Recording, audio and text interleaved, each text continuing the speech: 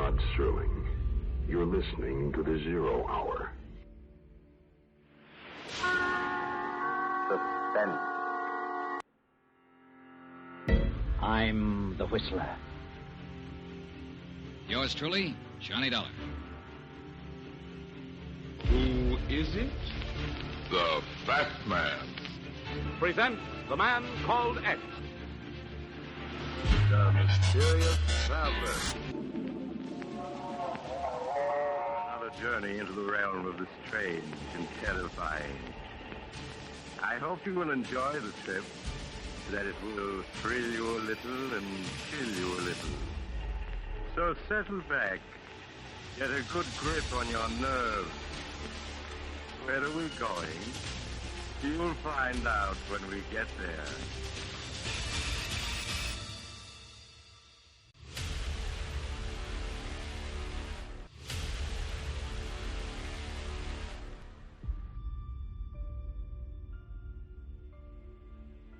Hello everyone, and welcome to Drama and Theater, brought to you by Duane Old Time Radio. Drama and Theater features some of the best programs from the golden age of radio, including Escape, The Fat Man, Suspense, The Whistler, Zero Hour, Yours Truly, Johnny Dollar, and many, many more. Before we start today's drama, if you enjoy what I'm doing, let me ask you to subscribe to my channel. Subscribing is 100% free, and you will receive notifications on new posts. Lastly, if you have a moment, write a short 1 or 2 sentence review or give a rating on your preferred podcast service. A positive review or rating would help me out a lot. And now, on to the drama. And thank you for your support, as always. And let's end the month of February with Molle Mystery Theater. Molle Mystery Theater. This drama is titled Comic Strip Murder, October 24th, 1944. Molle, M-O-L-L-E. Molle, the brushless shaving cream with a special protective film that guards your face, presents the Molle Mystery Theater.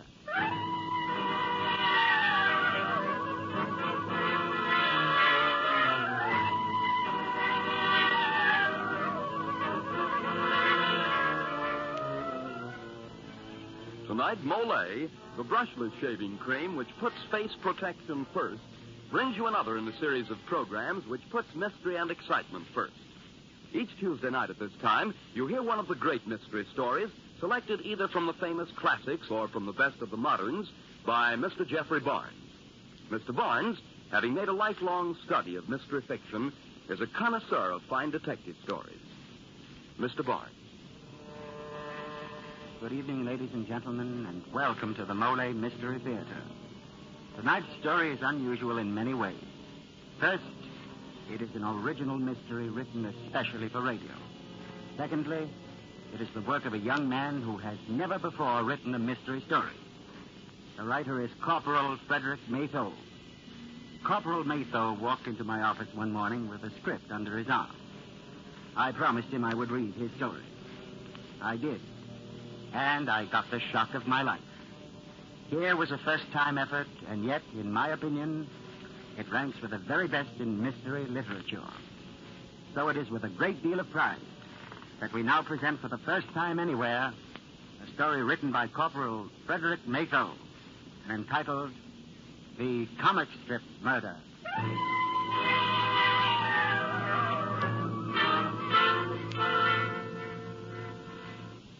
Friends, before our Molle Mystery Theater play begins, listen. Listen to the sound of a weapon fired at our men by the enemy, but aimed by someone here in America who talked too much. Yes, Americans, when someone here at home talks carelessly, it helps the enemy aim his bombs and guns and other weapons at our men. So don't you be that someone. If you know any war secret that has not been reported on the radio or in the newspapers, keep it a mystery, and help keep our men alive. And now to our play, The Comic Strip Murder.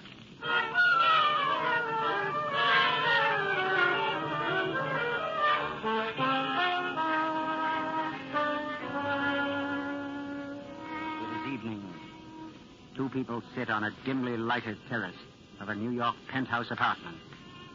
One is the district attorney. The other a woman who looks tense and frightened.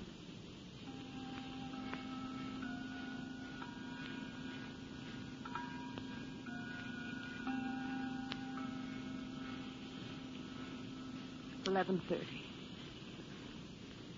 And my husband's going to murder me at midnight, Mr. Hanley. Tonight? Mrs. Stetson. You think being married to a comic strip artist has given me an overactive imagination? Well, I thought so, too, when I first went to see you, but not anymore. Look, Mr. Hanley, let me tell you the whole story. These past few weeks, Mark has been drawing Buzz O'Keefe with blood on his pen. My blood. You follow Buzz O'Keefe in the Morning Telegram, don't you, Mr. Hanley? Mm-hmm. Why, of course. Everybody does.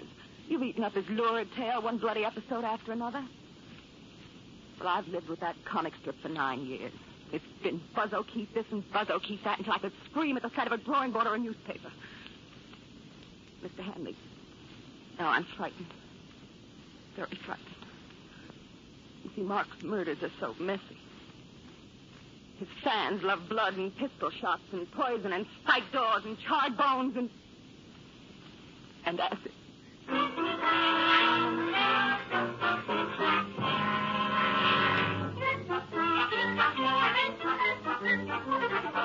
Gee, Alice, look.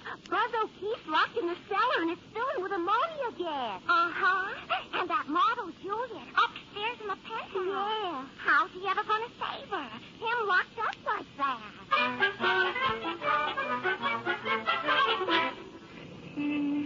Times Square? Okay, mister. Say, you read Buzz O'Keefe today?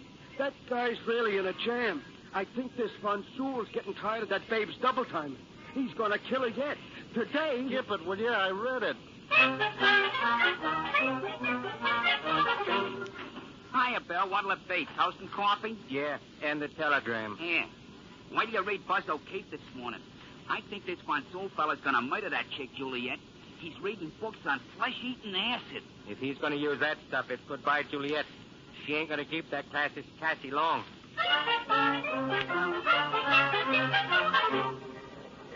Buzz will save her. No, not this time. Julius, they're going to... She ought to die. Lots of guys want to kill her. Wouldn't fool around like that. Buzz will be. Buzz O'Keefe. Buzz.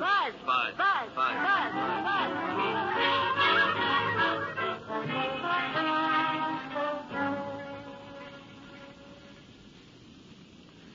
Mr. Hanley, I am Juliet in the comic strip. The reason Mark's going to kill me is because of John Slater. See, Mark and John are partners in the O'Keefe strip. Golly, I remember the night Buzz O'Keefe was created 9 years ago. Mark and John hadn't seen each other since they graduated from college the year before. It was our first wedding anniversary, and we were at a small nightclub uptown. Oh, lovely. Well, John, you old bat. It's about time you showed up. That's right, John. We thought you'd never get here. You know, you've been promising to come east for a long time. Took me that long to get over your saying yes to Mark and no to me, Julia. Making any progress in the commercial art field, Mark? Well, this freelance business is all right in spots, John, but... But we do all right, John. Oh, I see. Like that, huh? Mark, why don't you get into a steady line in art? How about newspapers? Political cartoonists do well, or say, why don't you do a comic strip? Good money in it if it catches on. Well, Mark's tried that. I guess they don't like his sense of humor. You said anything about humor. Comic strips aren't funny anymore. Get up a good blood chiller, an adventurer for a leading character. A detective, maybe. A guy who's always getting into tough spots and getting out of them again. Crime, the gorier, the better. Well, it's an idea. Look, Mark, do me something to show around. About a week's strips. The balance of the story and outline. I'll sell it for you, Mark. What do you think? Well, why not? I think a detective would suit me best, though. Should have an Irish name. Let me see. Ryan O'Keefe. O'Keefe. That's good. Oh, look, how about calling him Buzz? You know, sort of a busy-sounding name. Buzz O'Keefe. Buzz O'Keefe. Yes, Buzz O'Keefe would be swell. Waiter, Yes, sir? bring us another round. We're going to drink to Buzz O'Keefe. Who? Never mind. You'll know him soon enough.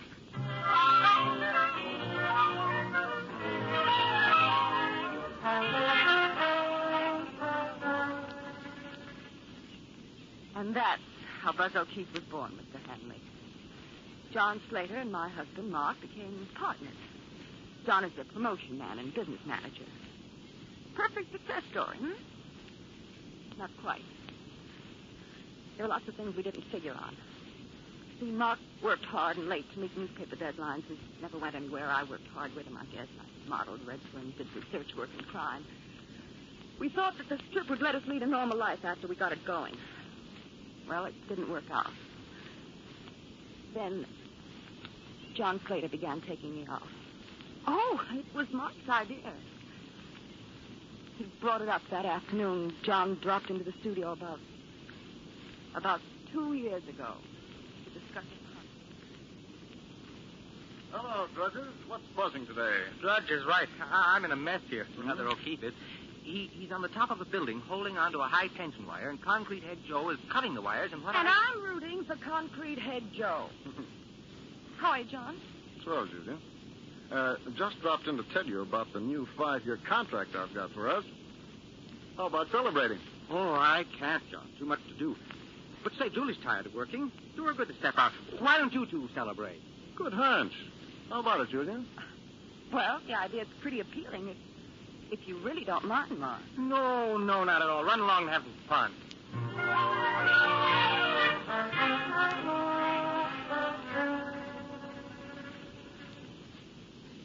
That should never have happened, Mr. Hanley. You see, I thought John Slater was over his crush on me, but I guess he wasn't. And I guess I realized, too, that I was sick of Buzz O'Keefe and what he had done to 9 years of my life. And that I was sick of Mark, too.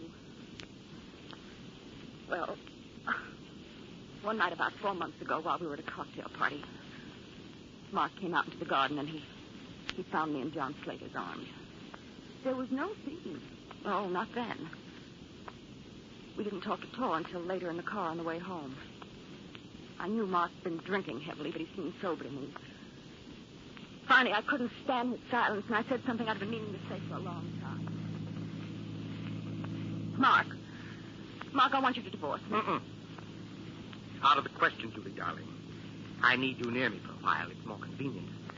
You see, I may want to kill you. Mark! Yes, Julie, kill you. This is what kind of a fool you take me for. Don't you think I know that leech Slater is taking away from me? I do all the work. He gets the same royalties I do. And now it's you he's taking. Or has taken. Mark, you're drunk. Not that drunk, darling. Not that drunk.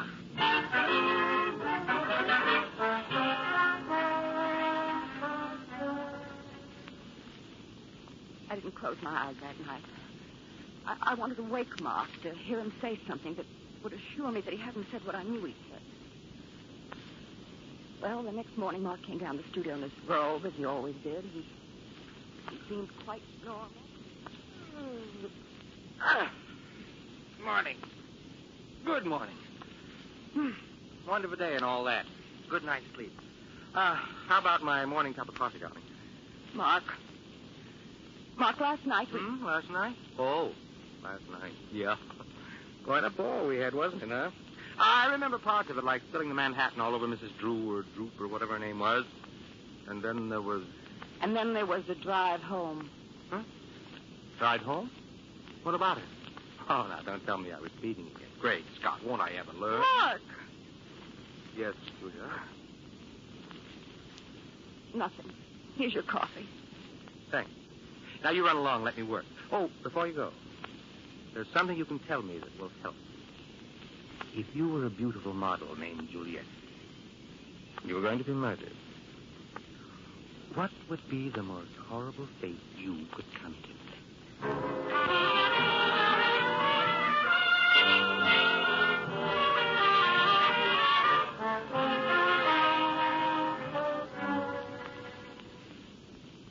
That was the beginning, Mr. Hanley.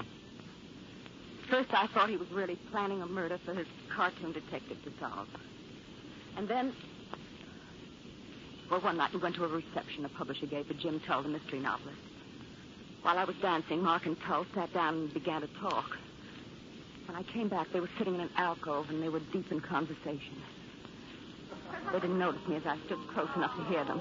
You mean to tell me you haven't yet figured out a way to murder your character, Juliet, Mark? Well, I have some ideas, but none of them quite satisfy me, Jim. You see, there's so many ways to kill a beautiful woman. And the man who's going to do it hates her so. I thought you might have a suggestion. Why murder her, then? She's so proud of her beauty, so arrogant. Well, wouldn't it be a more fitting revenge for your murderer to maim her? Disfigure her? I've considered that. And it is the best. But for my purpose, she must be killed. Maybe I can do both. Why not? You created a shallow, treacherous beauty. Your readers will relish seeing her beauty destroyed before she dies. Jim, I think you've got something there. That's what I'll do. Or draw, rather. I think I can do both by using a bath of flesh-eating acid. I can just see the murderer as Julie! Julie, darling, are you all right? Well, what happened?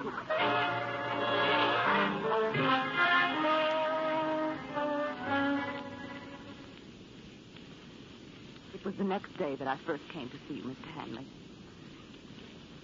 After I left you that day, I came back to the apartment to find Mark working feverishly at his table.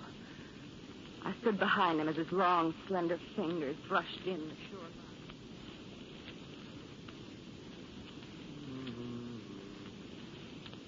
Mark?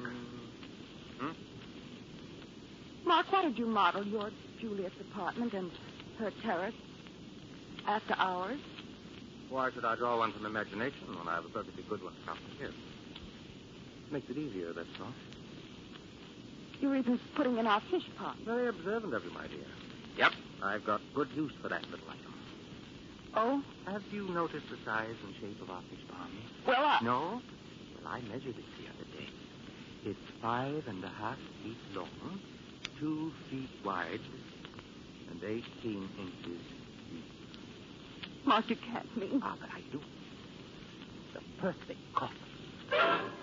And by the way, Julia, in tomorrow's episode, consider a gallon drum of acid.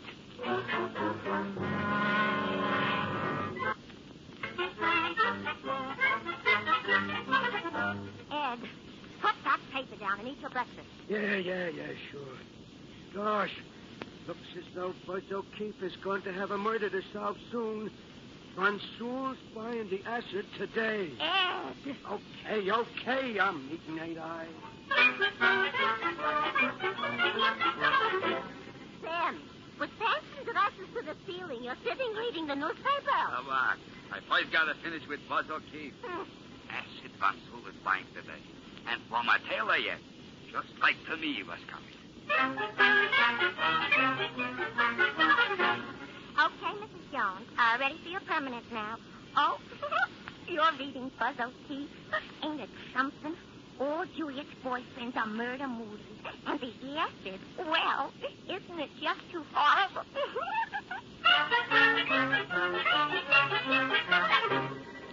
She's going to get it. What will it be? What's Acid, 5 gallons of it. I bet it's going to be in the fish pond. Murder. Horrible, ain't it? Hey, look at this. Puzzle saver. Not this Buzz time. O'Keefe. Buzz.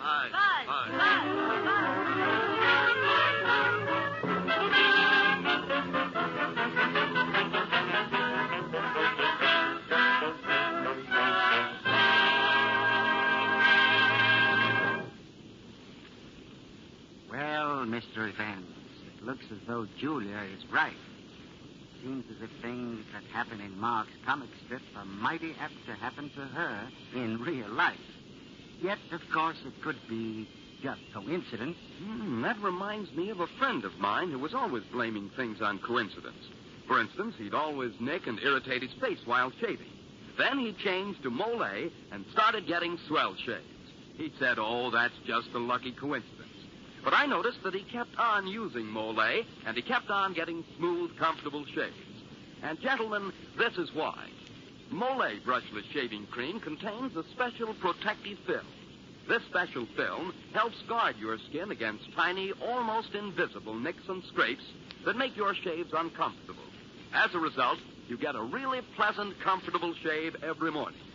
So why not try it tomorrow? Remember to ask for Molle, the brushless shaving cream that puts face protection first. And now back to Jeffrey Barnes and Act Two of the comic strip Murder. Julia Stetson sits in her penthouse apartment telling the district attorney about her husband's plan to kill her. Kill her precisely as he plans to kill his comic strip character, Juliet. Kill her by submerging her in a large fish pond filled with deadly acid.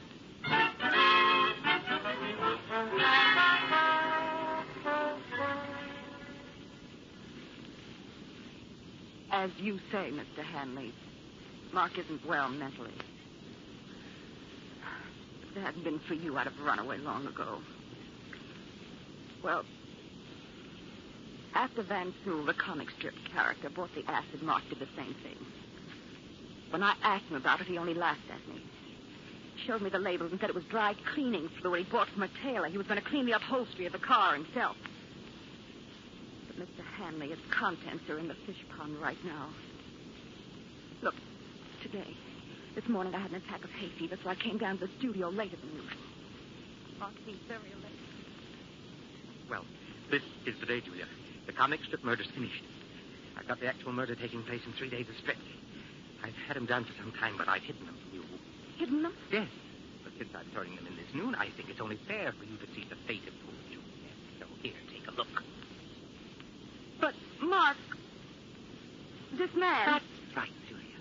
You see, it wasn't Sewell who sent the acid-filled wine bottles to Juliet. It was a new character. It was her husband. Yes, looks a little like me, doesn't he? Well, he's been watching her and hating her. See how horrified Juliet is.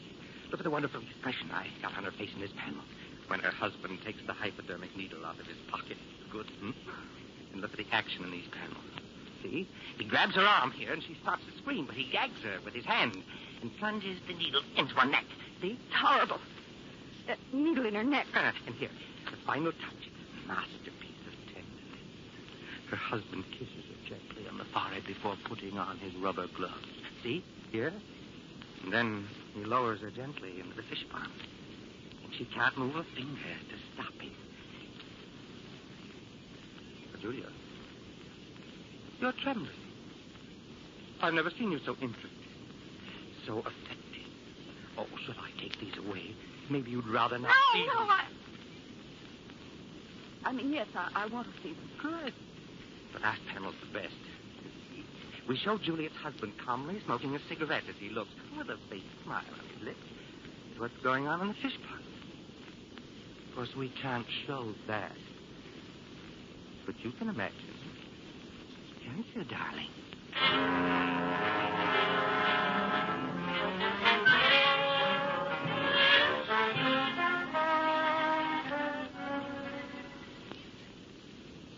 Mark finally left Mr. Hanley. But his last words to me were, I'll be back late, darling, around midnight sometime. You'll be here, won't you? That's the story in every detail I can remember. I see. Mr. Hanley, Mark's going to be here any minute now, and I know he's going to try to kill me because, well, tonight's the night Juliet, the girl in the comic strip, is going to be killed. I'm frightened, Mr. Hanley. I'm frightened something will go wrong with our plan. Mr. Hanley, you won't let him. I mean, he won't have time to... No, Mrs. Stetson. He won't have time to murder you. I'll be behind the screen every second. At any rate, if something does go wrong and he reaches you before I have time to interfere, use this revolver and use it quick. All right. And I'm to stand at the far end of the terrace. Yes, as far away from the fish pond as you can. It's 12. You better... No. Don't worry about a thing, Mrs. Stetson. I'll be behind the screen.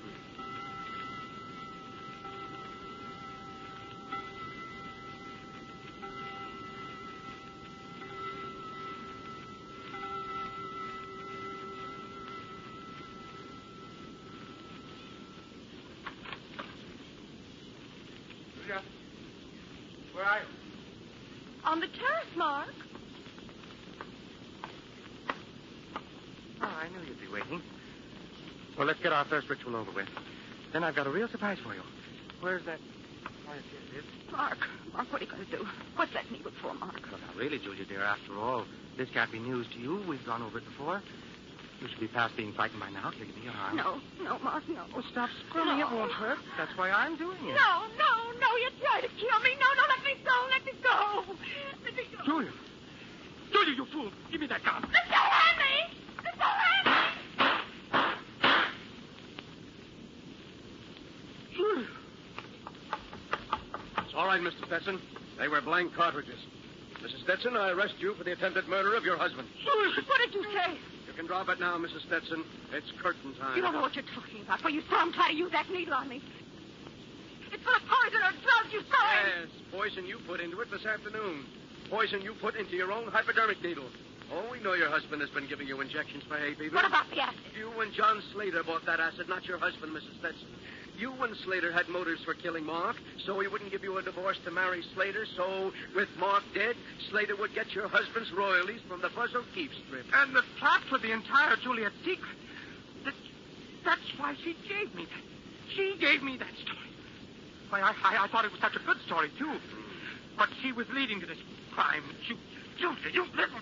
The most ingenious part of the whole thing was calling me in on the case. If I'd believed the story, she had just got through weaving for me, and if she had shot you, it would have been a clear case of self-defense with the district attorney as her star witness. But they always slip up somewhere. What do you mean? How? You forget that today was your wedding anniversary. So I was lucky enough to find that out. Mrs. Stetson, a man who is going to murder his wife, doesn't arrange a surprise party for her at midnight. Hey, Mrs. Stetson, come back here. Stay away from that parapet. Julia, don't climb over. You'll fall. Come back. No, nothing doing. If you don't like it, come and get me. Stanley, stop her. She's trying to walk along the ledge and then escape with the fire escape. Oh, good Lord, it's 50 stories down. She's mad. Julia, look out. Julia, you're going to...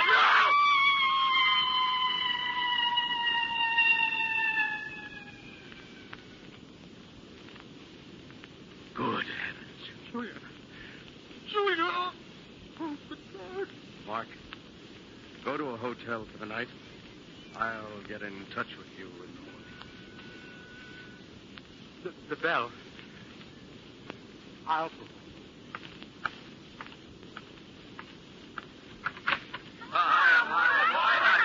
Well, what is this? You've forgotten? Come on, everybody. All together. Happy wedding anniversary! Oh. Yes. Happy wedding anniversary.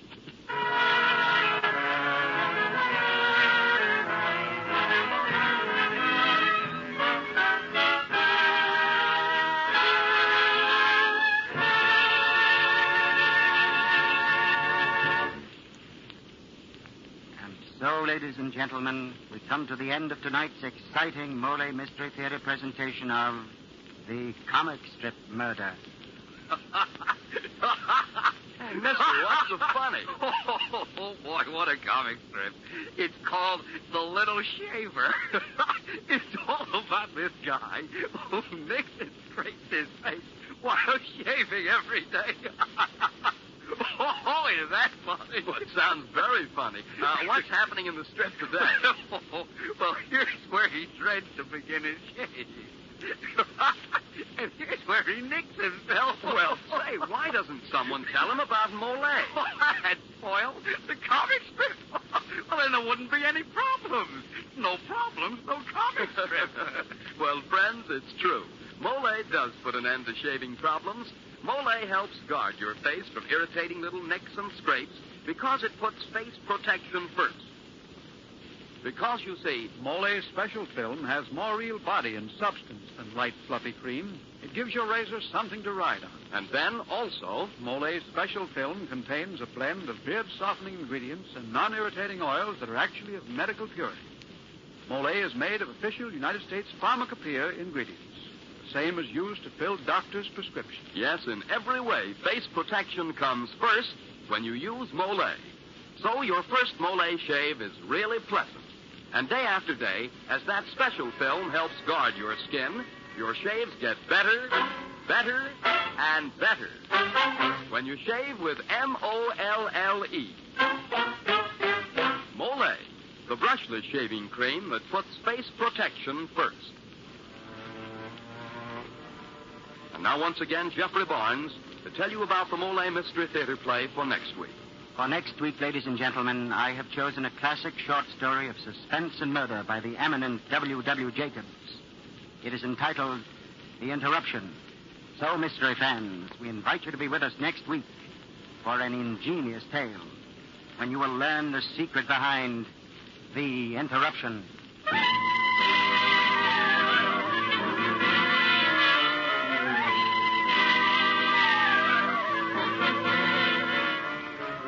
The original music for the Molle Mystery Theater is composed and conducted by Jack Miller. The comic strip Murder was written by Corporal Frederick Naso. Until next Tuesday, this is Dan Seymour saying good night and good shaving with Molle. The brushless shaving cream that puts face protection first.